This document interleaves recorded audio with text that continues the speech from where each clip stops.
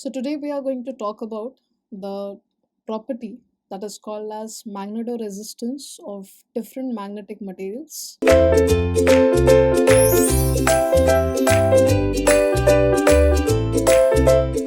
So when we are talking about the concept of magnetoresistance, now first of all the question arises that magnetoresistance is the tendency shown by which material. So, obviously, the magnetoresistance is the tendency of the material, preferably the ferromagnetic materials. So, whenever we talk about or whenever we consider ferromagnetic materials, those ferromagnetic materials have the tendency to show the property of magnetoresistance. Now, whenever we are talking about magnetoresistance, what do you mean by magnetoresistance? As I said, that magnetoresistance is the tendency of material related to or specially applicable, preferably for ferromagnetic material. So, whenever I consider a ferromagnetic material, in that case, suppose the electrical resistance is being changed due to the external magnetic field. So, that type of property or that type of tendency of the material will be termed as magnetoresistance.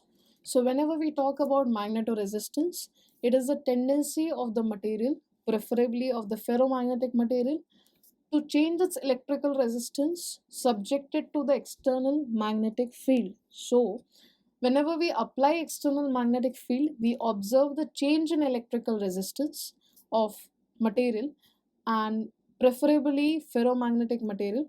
And if the electrical resistance is being changed with the help of external magnetic field, then that property is termed as magnetoresistance. And obviously, we have to keep in mind that it is preferably applicable for ferromagnetic materials, as we are aware of that whenever we talk about ferromagnetic materials, they are supposed to have the strong magnetization. So whenever we are talking about the application of external magnetic field, and the application of external magnetic field leads to change in the electrical resistance or the electrical resistance property of the material, that is going to be termed as the magnetoresistance property of the material.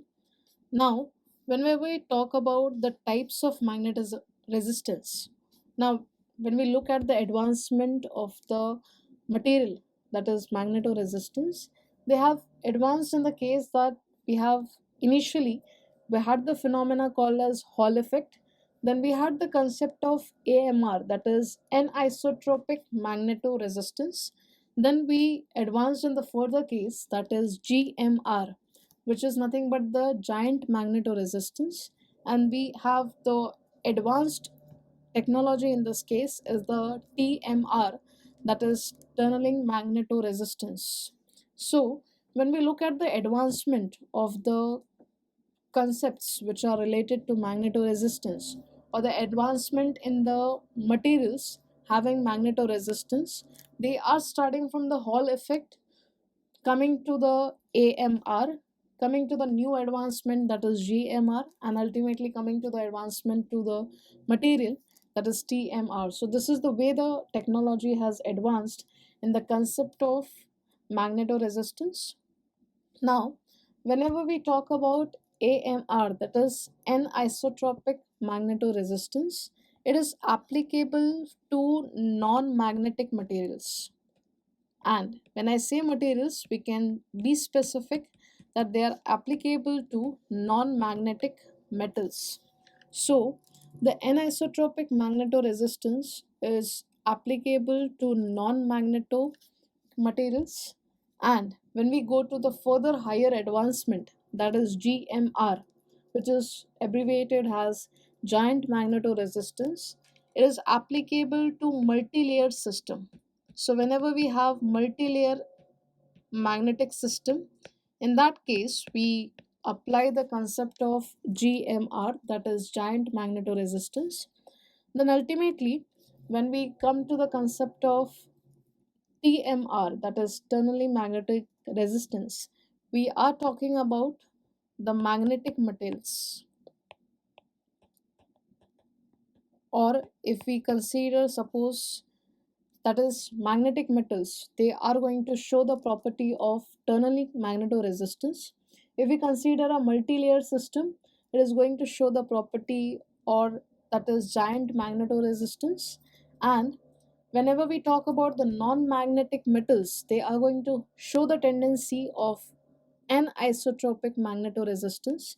So when we look at the structure of AMR element or GMR element or TMR element, in that case, when we are considering the first element, that is AMR, that is anisotropic magnetoresistance, it just consists of free layers, and whenever we subject this material to an external magnetic field, it will give rise to current with the change and obviously the electrical resistance. Now, whenever we are talking about multi-layer system, in multi-layer system we have two elements. One is GMR and the second one is considered as CMR element. Now obviously CMR is nothing but colossal magnetic resistance. So GMR and CMR, they both are included in multi-layer system. And when I mean multi-layer system, it consists of adjacent multi-layers which are made up of different materials. Obviously we are going to talk about this different materials in the further parts. Then ultimately whenever we are talking about TMR material, we are aware that TMR is applicable for magnetic metals, and this magnetic metals are nothing but they are separated by a free layer and a pin layer, and these two layers are separated by a barrier layer which is insulator.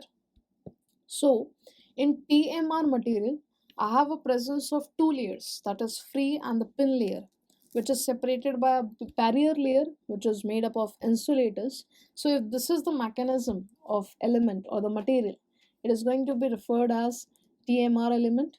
But once you come to the GMR element, in that case, it will have a free layer and pin layer, but in between we will have the barrier layer or the spacer layer has non-magnetic conductive layer.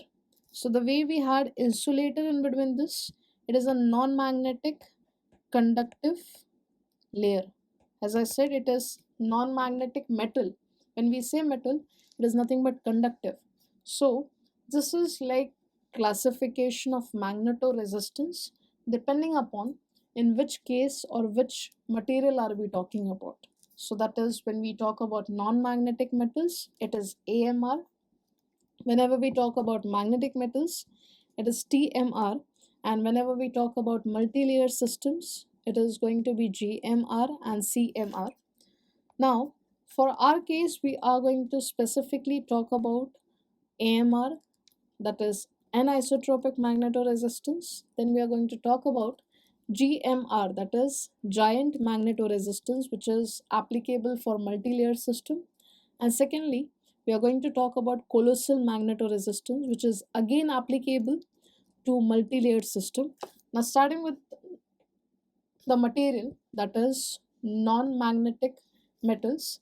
In that case, the magnetoresistance which is considered is anisotropic, and in anisotropic, the electrical resistance or the property of change in resistance is observed or changed with the angle between the magnetization and the current. So whenever the angle between magnetization and current changes, the resistance of the material changes. That is what we consider the material or the element as anisotropic magnetoresistance. So the electrical resistance of AMR material is directly dependent on angle between, that is the theta angle between the direction of magnetization and the current. As this angle theta varies, the electrical resistance will vary, and it will give rise to the property or the element called as AMR, that is anisotropic magnetoresistance. Next is, when you say AMR, this ratio for like normal typical ferromagnetic material is in the ratio of around 1 to 3%. So this is what you consider the AMR ratio for any ferromagnetic material, and this is the change in electrical resistance, which is completely dependent on theta value, which is nothing but the angle between the direction of magnetization and the current I. So that is what you talk about anisotropic magnetoresistance applicable for non-magnetic metals consisting of only free layers. Next is when you talk about the next multi-layered system. In multi-layered system, we have to consider two more elements, that is GMR and the CMR. Now starting with the concept of GMR, that is giant magnetoresistance. First of all, we have to remember that it is a quantum mechanical magnetoresistance phenomena. So whenever we talk about the phenomena at the quantum mechanical level, in that case we talk about GMR. So GMR can be considered as quantum mechanical magnetoresistance, first of all. Secondly, in GMR, we observe multi-layers, and this multi-layers are nothing but made up of alternating ferromagnetic layers as well as with a non-magnetic conductive layers. So whenever we are making GMR layers, that is multi-layered system, which is going to have GMR element, it is going to be a multi-layered having alternates ferromagnetic layer and non-magnetic conductive layer. So as you can see in the diagram, the screen layers are nothing but indicating the magnetic layers.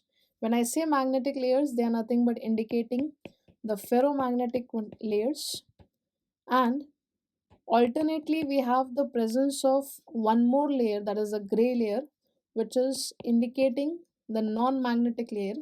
But we have to remember this non-magnetic layer is nothing but conductive layer. So whenever we have an arrangement of multi-layers which is consisting of adjacent ferromagnetic material with or ferromagnetic layer with a non-magnetic conductive layer, this multi-layers are nothing but going to form the element called as giant magnetoresistance. And obviously, whenever we talk about the working principle of this GMR, it is completely dependent that in GMR, we observe the change in electrical resistance entirely dependent on magnetization. So, whenever we say in GMR, I get the change in resistance with the change in magnetization. So, the change in resistance in GMR, that is giant magnetic resistance, is completely dependent on magnetization. Now, how to talk about the magnetization? As the magnetization is going to be present in the ferromagnetic layers, as we are aware that in GMR we have multi layers having alternate ferromagnetic layers with the non-magnetic layers.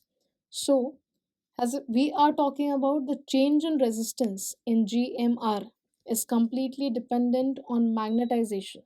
Now, how to control the magnetization is that we are either going to get parallel alignment of direction of magnetization or anti-parallel. So whenever we get or we talk about the alignments of magnetization in the adjacent ferromagnetic layers, that is going to change the resistance. So if we get parallel alignment of magnetization in the adjacent ferromagnetic layer, it will decrease the resistance. But if I get anti-parallel alignment of magnetization in the ferromagnetic layers which are adjacent, it will increase the resistance. So depending upon the alignment of magnetization in adjacent ferromagnetic layers, we either get decrease in resistance or we either get increase in resistance. So in general we can say that the resistance of GMR element is entirely dependent on magnetization of the adjacent ferromagnetic material. So if we are talking about the parallel alignment of magnetization in the adjacent ferromagnetic layers, So this parallel alignment will decrease the resistance. So we are going to get low resistance in the material. But if we have anti-parallel alignment of the magnetization, then that give rise to the increase in resistance.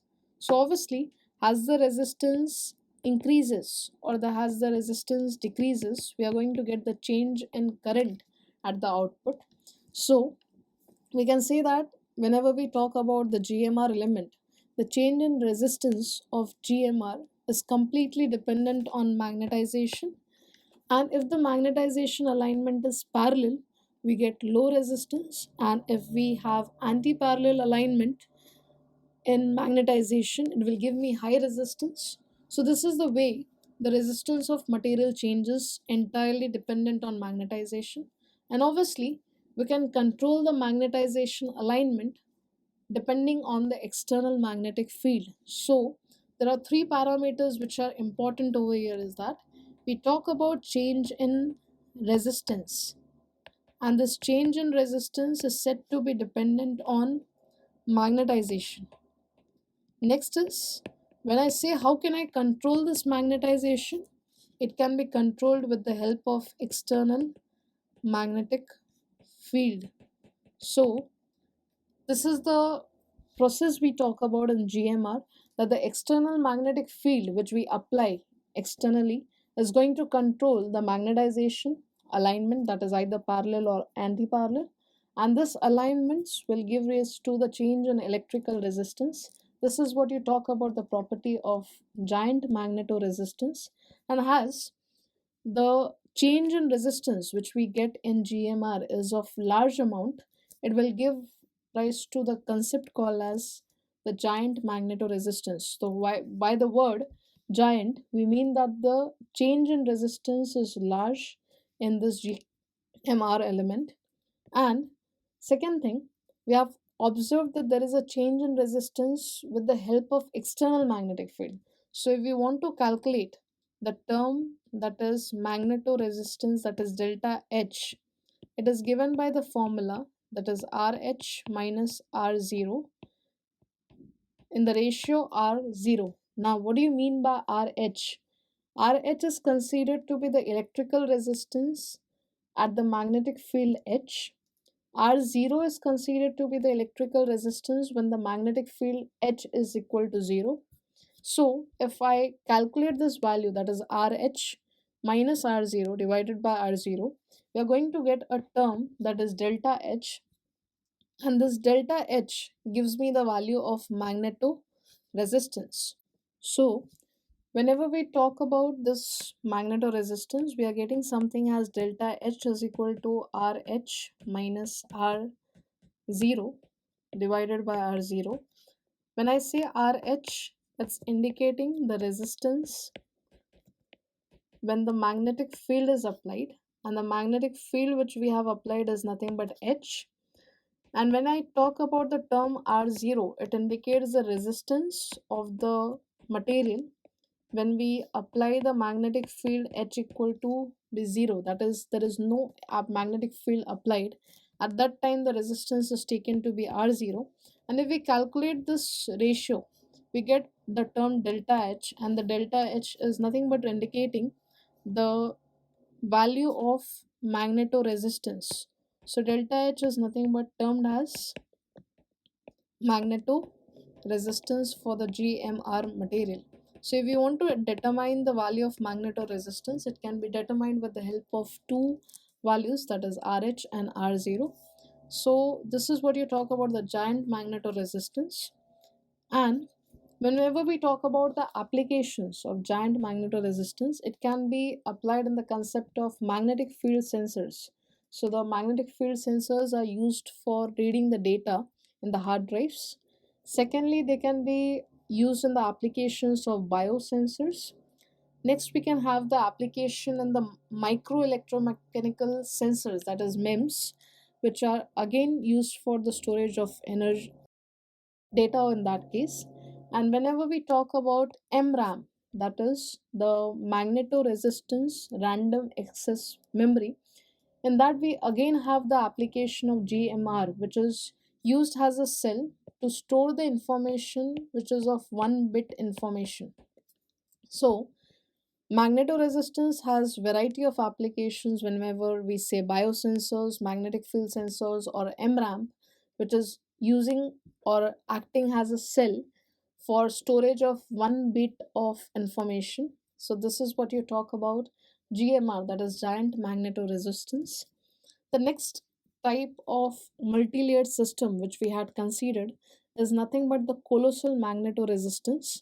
Now, whenever we say colossal magnetoresistance, what do we mean by colossal is that colossal is a word which is referred to be very large.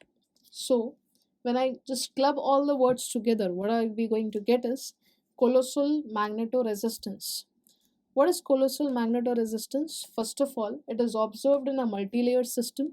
Secondly, whenever I subject this material to an external magnetic field, we are going to observe very large amount of change in electrical resistance.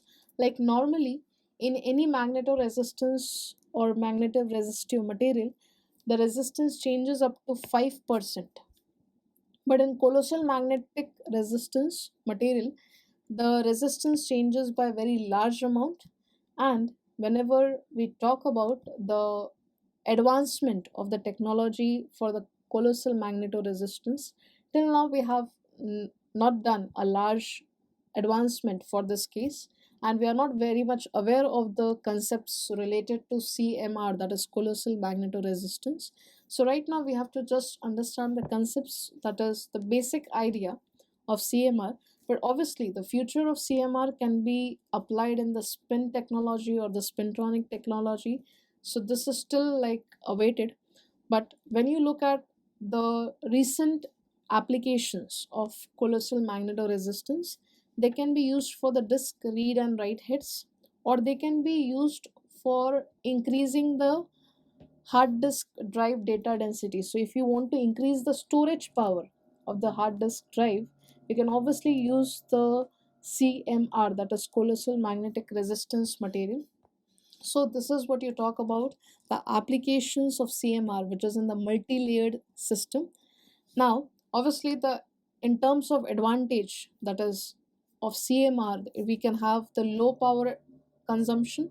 It is more reliable and sustainable, but as there is no further advancement in the technology of CMR, we are limited to this much information of the concept of CMR. So, whenever we are saying magneto-resistance material, it is getting classified into many types depending upon where are you applying that particular concept, whether you are talking about non-magnetic or multi-layered system, or whether you are talking about magnetic layer system. In this case, we are talking about the concept of magnetoresistance. So that's all about the concept of magnetoresistance of material and GMR and CMR. Thank you so much.